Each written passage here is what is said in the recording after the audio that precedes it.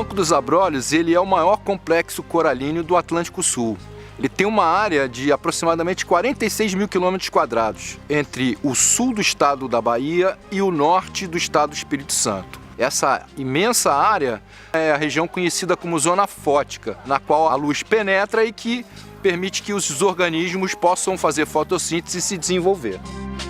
O Banco dos Abrolhos ele é formado por mega-hábitats, que se distribuem desde a região costeira até a região da quebra da plataforma. Os principais mega-hábitats do Banco dos Abrolhos são os manguezais, a região dos sedimentos não consolidados, os recifes do arco costeiro, os recifes do arco externo, os recifes profundos, os extensos de bancos de rodolitos aos quais as buracas estão associadas e, por último, os recifes encontrados no talude, entre 120 e 600 metros de profundidade. Os recifes são um sistema com maior biodiversidade do planeta e são muito importantes também no ciclo do carbono, no equilíbrio das condições do oceano, são importantes como provedores de serviços ecossistêmicos muito valiosos, recursos pesqueiros, por exemplo. E além disso, os recifes são registradores da história climática do planeta.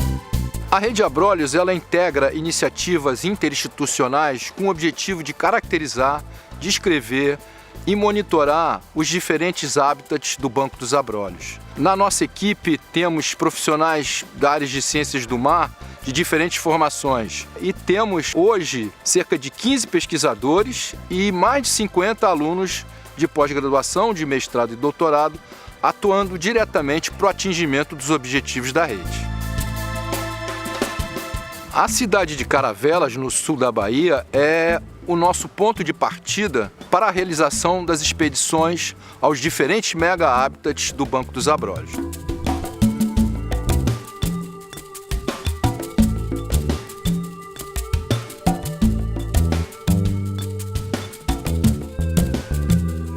O manguezal é classificado como o berçário do oceano. É dali que muitos recursos pesqueiros que são capturados na plataforma continental saem. E esses recursos são fundamentalmente explorados pelas comunidades tradicionais que há gerações vêm desenvolvendo estratégias de coexistência com esse sistema. Os manguezais em toda a costa brasileira vêm sendo aterrados para expansão urbana, para a construção de portos. E na região do Banco dos Abrolhos, os manguezais ainda estão relativamente bem protegidos, com a criação da reserva extrativista marinha do Caçurubá. Por outro lado, os manguezais de Caravelas e Nova Viçosa têm sofrido um impacto constante das operações portuárias e de dragagem de canais de navegação para o escoamento das toras de eucalipto produzidas no sul da Bahia, onde outrora se desenvolveu a Mata Atlântica. O sedimento é retirado da boca do estuário e é levado para áreas próximas aos recifes costeiros de Abrolhos, onde a gente encontra sinais claros do impacto dessa atividade. É o aumento da sedimentação, a elevada turbidez da água, o acúmulo de sedimentos sobre os recifes, uma degradação generalizada da qualidade da água, afetando inclusive e principalmente a atividade de um grande número de pescadores artesanais tradicionais.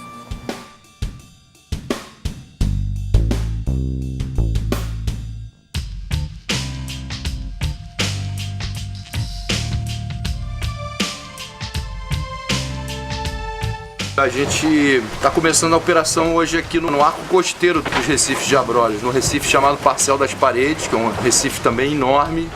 É um local de agregação de peixe, a comunidade local usa esse recife de maneira intensa, né, como fonte de sobrevivência.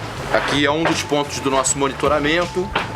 A gente desde 2001 vem acompanhando a evolução do recife, a gente está acompanhando sempre Recife do arco interno com Recife do arco externo. A comparação entre recifes costeiros e recifes mais afastados da costa, ela é fundamental para a gente entender o resultado da combinação desses estressores de fonte terrestre e também o efeito da sobrepesca. Com o objetivo de compreender a evolução da plataforma continental de Abrolhos, realizamos testemunhos geológicos de cerca de 50 metros de profundidade nos recifes costeiros de Abrolhos. O testemunho ele é o produto de uma sondagem, é um equipamento em que você vai furar o recife com uma broca. Então depois a gente tira o tubo, abre o tubo e ali tem um testemunho de rocha, que é o que a gente chama de testemunho. Ele vai registrar a evolução do ambiente ao longo do tempo geológico, né? Então a gente vai observar quando que os corais começaram a ocorrer em Abrolhos, se mudou, qual é a composição. Isso tudo ajuda a gente a entender como é que o ambiente evoluiu dentro de um intervalo de tempo de 10, 20, 30, 40 mil anos. Os testemunhos geológicos obtidos, eles têm esse objetivo de, através da informação do passado, compreender ou prever como o Recife se comportará daqui a 10, 15, 20, 50, 100 anos.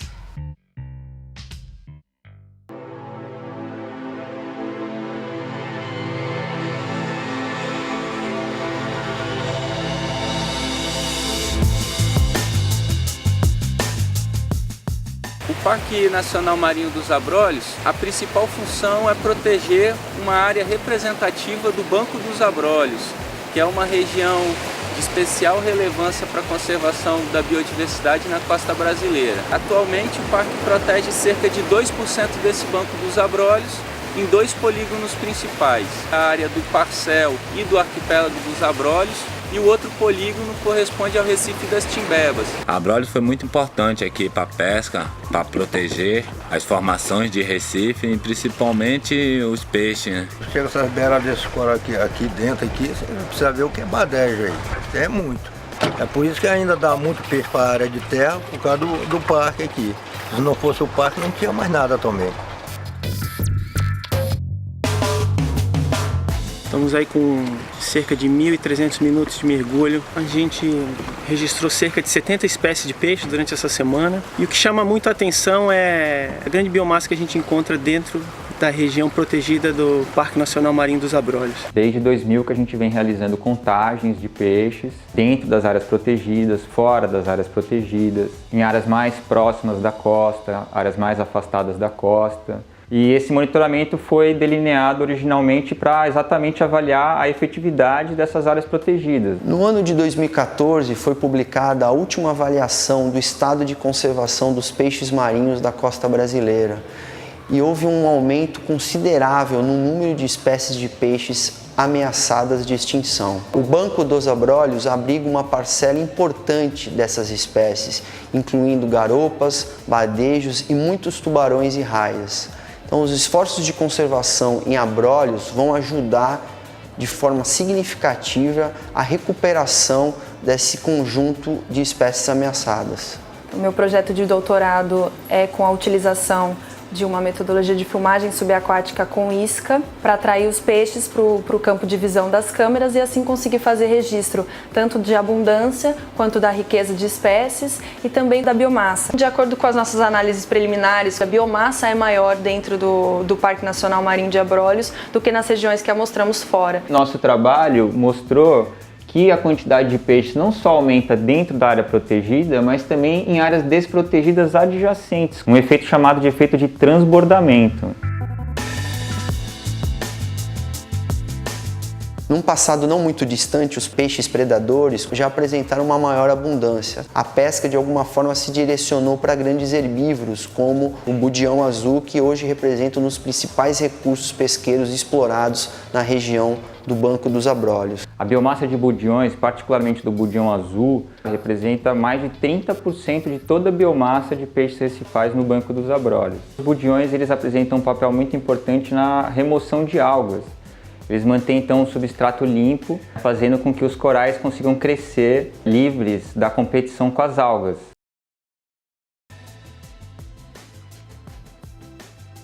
A gente hoje vai fazer uma amostragem de uma colônia de coral para avaliar o crescimento dessa espécie que é endêmica do Brasil, Mucismilia brasiliensis. O que é muito interessante é que os corais eles guardam um registro de crescimento. Assim como as árvores guardam aqueles anéis de crescimento, os corais também. Estudando mais a fundo, a gente pode entender como esses corais se comportaram no passado e fazer previsões de como as mudanças no ambiente podem interferir no crescimento dos corais. Essa é uma colônia de coral coletada em abrolhos que nos permite avaliar o padrão de bandeamento. E são essas bandas que registram a história de crescimento do coral e as condições do oceano em cada um desses tempos onde o coral mineralizou o carbonato de cálcio.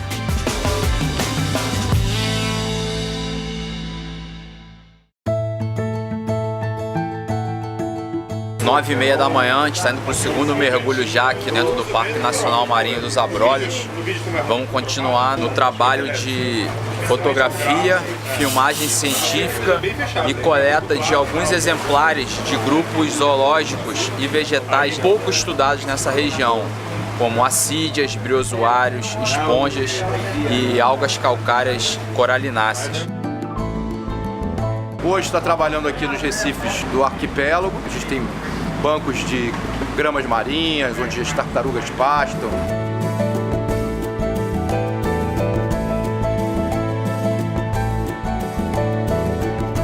A gente tem recifes de franja interessantes aqui também no arquipélago. Os recifes rasos do arco externo do Banco dos Abrolhos são compostos principalmente pelos recifes em franja em torno dos costões rochosos do arquipélago dos Abrolhos e principalmente pelos recifes do Parcel dos Abrolhos, que são os famosos chaperões que ocupam uma área contínua ao arquipélago dos Abrolhos, com profundidade em torno de 20, 25 metros e que emergem até a superfície. Os chaperões eles são a forma recifal típica, né, e descrita como sendo endêmica da região de Abrolhos, ou seja, o chaperão na verdade ele tem um formato de cogumelo, então ele tem uma coluna, uma parede e em direção ao topo ele se abre.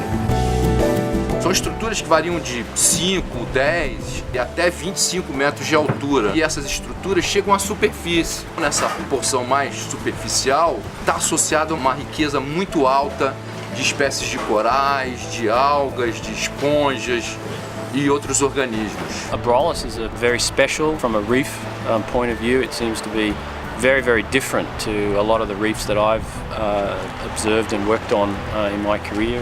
Very different forms, different coral types. The chaperone or mushroom style patch reefs.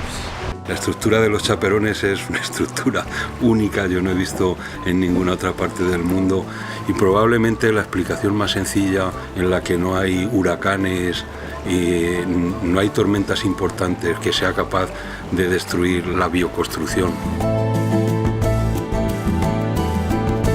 Esse local aqui a gente monitora desde 2001, né? Todo ano a gente acompanha a evolução aqui do Recife. Esse monitoramento é realizado continuamente há cerca de 15 anos e nós voltamos aos mesmos pontos a cada ano e tomamos fotografias padronizadas utilizando quadrados como moldura. Essa técnica do fotoquadrado nos permite obter imagens de alta resolução no campo. Essas imagens são então trazidas para o laboratório, onde analisamos com o uso de softwares a dinâmica dos recifes ao longo do tempo. O grande diferencial dessa metodologia é que nos permite retornar no mesmo local exato em diferentes anos consecutivos e, portanto, monitorar os organismos que estão crescendo nessa mesma região. Entre esses organismos que crescem algas produtoras de carbonato de cálcio e também crescem organismos que não são produtores de carbonato de cálcio. Esses produtores de carbonato de cálcio são importantes porque eles, ao longo do tempo, vão permitir o crescimento do recife. E um dos instrumentos que a gente tem usado são placas de PVC não tóxico, que a gente instala nos recifes e, junto com sensores de luz e temperatura, e a gente consegue perceber a quantidade de organismos que cresceu em cima dessas placas ao longo do tempo. E apesar de todos os impactos que os recifes de Abrolhos vêm sofrendo, a gente tem observado que ainda há uma quantidade considerável de carbonato sendo acrescido aos recifes.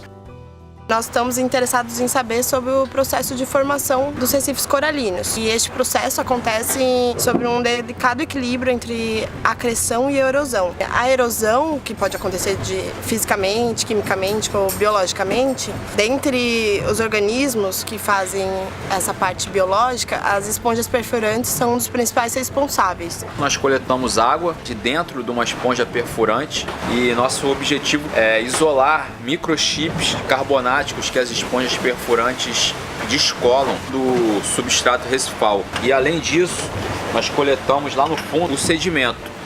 Então essa é a cara do fundo em volta desses chapeirões alagados. Nós estamos comparando já uma malha amostral gigantesca no Banco dos Abrolhos com o estudo dos sedimentos. E agora o objetivo é entender qual a contribuição dos organismos que formam esses recifes para o sedimento.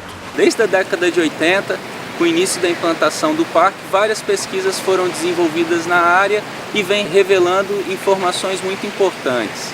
Um exemplo de pesquisas que tem contribuído para a gestão do Parque Nacional são as atividades desenvolvidas pela Rede Abrolhos. A importância de um programa de longa duração é que permite com que a unidade acompanhe os fenômenos em uma diferente escala temporal. Isso é de grande relevância para a unidade, por exemplo, agora em tempos onde vivemos um fenômeno global de branqueamento de corais. Em 2016, houve um episódio global de branqueamento e os recifes de abrolhos foram atingidos muito duramente por esse processo. O branqueamento consiste na perda dos simbiontes, das microalgas que vivem no interior das células dos corais. Essas microalgas são responsáveis pela produção de energia para o coral construir o seu esqueleto carbonático.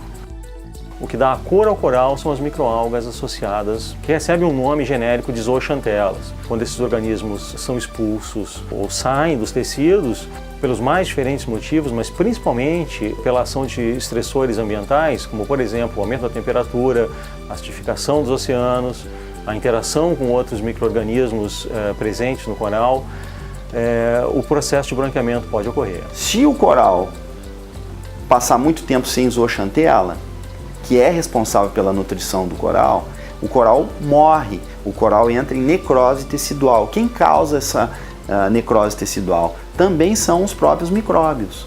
São bactérias que produzem toxinas que causam a necrose do tecido, algo que a gente chama de praga branca. Nos ensaios que nós realizamos no laboratório, um dos resultados que nós observamos é que várias microalgas simbiontes de corais de abrolhos não suportam temperaturas muito acima de 28 graus. Isso nos permite fazer projeções ou entender o que vai acontecer com o sistema coralíneo num cenário de aquecimento global, por exemplo, de anomalias térmicas. No final do verão de 2016, nós observamos em abrolhos, através de medidas contínuas com sensores submersos, que a temperatura média ficou acima dos 29 graus, o que é muito superior às médias históricas e que caracteriza uma anomalia térmica durante esse verão. E também nós observamos que algumas áreas são mais suscetíveis do que outras.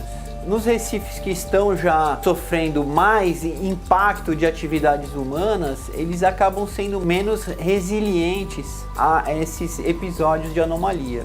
Para avaliar a extensão do fenômeno, nós realizamos amostragens antes, durante e depois das anomalias térmicas, utilizando uma ampla gama de técnicas e tecnologias, como por exemplo, medidas diretas da atividade fotossintética. Nós marcamos uma série de colônias de corais para fazer um registro sequencial do processo de branqueamento e transectos e fotoquadrados para registrar a intensidade e a suscetibilidade individual de cada espécie ao branqueamento. Quando os recifes de corais sofrem anomalias térmicas, como por exemplo o aumento da temperatura da água, nós observamos a proliferação aumentada de tufos. Tufos são frequentemente observados nos recifes de corais, mas nesses casos a sua proliferação aumenta e eles dominam o substrato. E essa competição tem um aspecto interessante porque ela é mediada quimicamente. E aí entra um conceito que é a ecologia química, onde um determinado organismo ele produz substâncias que vão favorecer ele de alguma forma a sobreviver num determinado ambiente.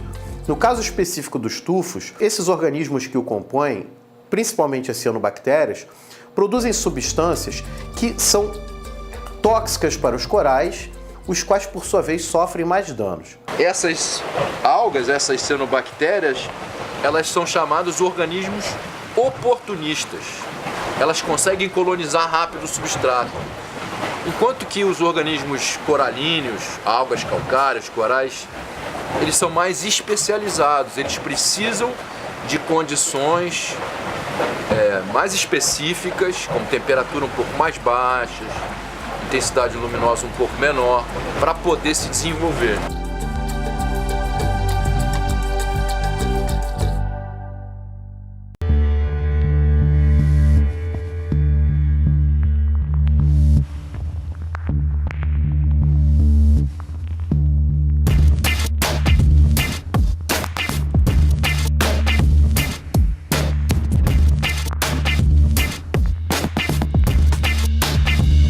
Nós estamos aqui no Recife, Califórnia, que fica bem no limite do Parque Nacional, quase fora dele, onde ocorrem chapeirões com uma forma diferente. São chapeirões mais finos e muito altos. Es una estructura que se le puede llamar arrecife porque es una estructura bioconstruida, pero es una estructura muy extraña porque es como un dedo que surge del fondo del mar. Nunca había visto una estructura similar, ni he visto nunca descrita na literatura cosas parecidas. Esse é um recife bastante peculiar pela formação dele, com uma quantidade muito grande de briozoários, que são invertebrados marinhos construtores. Eles depositam carbonato de cálcio, assim como as algas calcárias e os corais. Quando a gente obteve testemunhos dos chapeirões, evidenciou que o principal construtor é um briozoário. Então a gente precisa entender melhor esse grupo porque ele tem um papel fundamental aí na construção do Recife. O ambiente mais fundo sofre variações menores. A temperatura varia menos, a intensidade luminosa varia menos, o hidrodinamismo varia menos. Então é como se fosse assim, uma área de abrigo, como se fosse uma área que a gente pudesse chamar assim, de um estoque genético para outras áreas mais rasas e que estão sujeitas a essas variações, esses efeitos mais acentuados de mudança climática, por exemplo, né?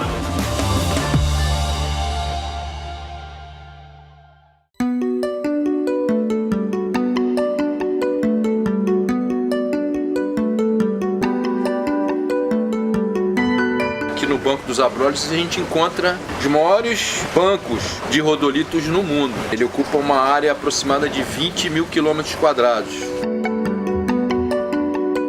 O rodolito é esse nódulo calcário aqui que a gente está vendo, né? E ele é formado por algas calcárias, são organismos como plantas, né, que fazem fotossíntese. Podemos fazer uma estimativa que a gente tenha 40, 50 espécies diferentes associadas a essa estrutura. E eles não têm somente importância como abrigo, como refúgio para a fauna e flora associada, mas também, como a gente fala, como um sink de carbono, né? Ele retira o CO2 da água, absorve esse CO2 e converte em carbonato de cálcio, em calcário. O nosso grupo mostrou que a quantidade de carbonato de cálcio produzida por esses bancos de rodolitos é semelhante à produzida, por exemplo, na Grande Barreira de Corais da Austrália ou por todos os recifes coralíneos do Caribe. A gente já sabe que a flora marinha, a flora de algas, por exemplo, ela é bastante rica associada ao rodolito. Mas em relação aos animais, a gente não tem ainda informação. Quanto tem de molusco, crustáceo, poliquetos, quanto tem de briozoários, assídeas, esponjas.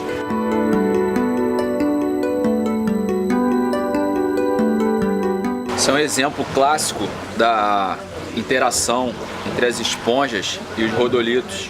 A esponja tem essa propriedade de aglutinar os rodolitos, as outras algas calcárias vêm por cima colando eles e depois o recife vai se agregando e aumentando em volume e em complexidade. Isso é fundamental para a riqueza que a gente encontra aqui de biodiversidade no Banco dos Abrolhos.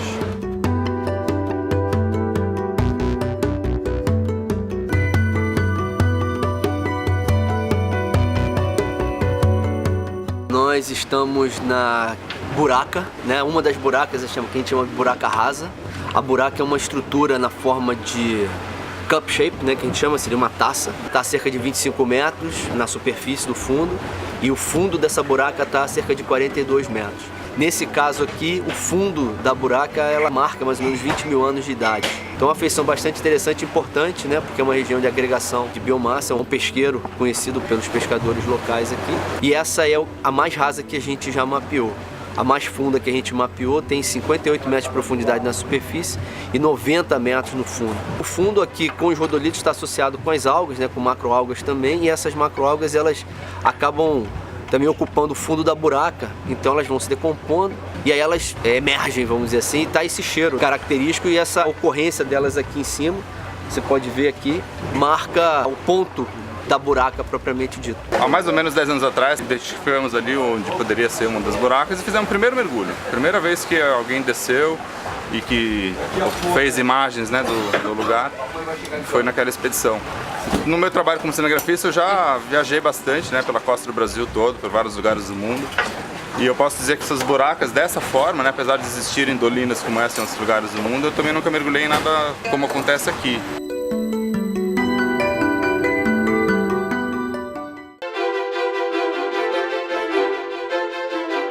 O talude continental, que é aquela área de transição entre a plataforma continental rasa e o oceano profundo, representa para nós hoje um dos principais desafios em termos de geração de conhecimento sobre os ecossistemas do Banco dos Abrolhos. As operações no talude são muito complicadas por conta da profundidade, vai até 2, 3 mil metros, então é muito difícil obter imagens, obter amostras dessa região. Uma colaboração com a instituição norte-americana Harbor Branch nos permitiu fazer os primeiros mergulhos com submersíveis tripulados na costa brasileira. Nós exploramos 2 áreas do Banco dos Abrolhos e registramos, além de grandes peixes, de tubarões, de arraias, nós registramos também comunidades coralinas, com muitas espécies e com espécies de corais chamados azoxantelados, ou seja, os corais de profundidade sem a presença dos simbiontes. Então são corais que têm uma aparência esbranquiçada e que crescem muito lentamente. E ao mesmo tempo que são frágeis, são os organismos que permitem uma grande acumulação de biomassa no seu entorno. Os mergulhos com o submersível Johnson Sea Link eles atingiram até 800 metros de profundidade e durante esses mergulhos nós tivemos a oportunidade então de fazer algumas coletas com o uso de garras, de manipuladores, de coletores de sedimento que nos permitem avaliar a origem desses sedimentos que chegam até as águas profundas.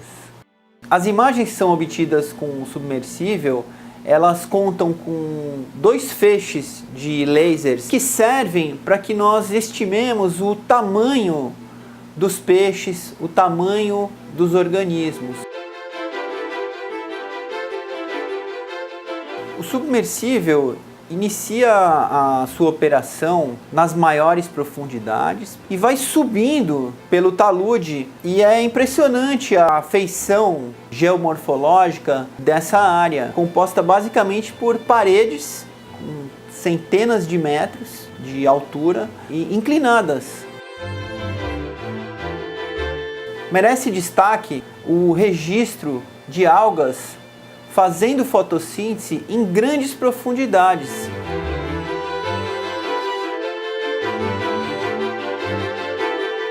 As imagens que nós obtivemos nos mergulhos com o submersível já permitem traçar um quadro da diversidade das comunidades bênticas, dos organismos dominantes em cada uma dessas regiões e nas diferentes profundidades, o que tem sido fundamental para compor o grande quadro de mega habitats do Banco dos Abrolhos. O talude é um elemento essencial nesse mosaico, pouco conhecido, e também é importante destacar que não há nenhum tipo de proteção para esse ambiente, de proteção específica para esse ambiente, que é único.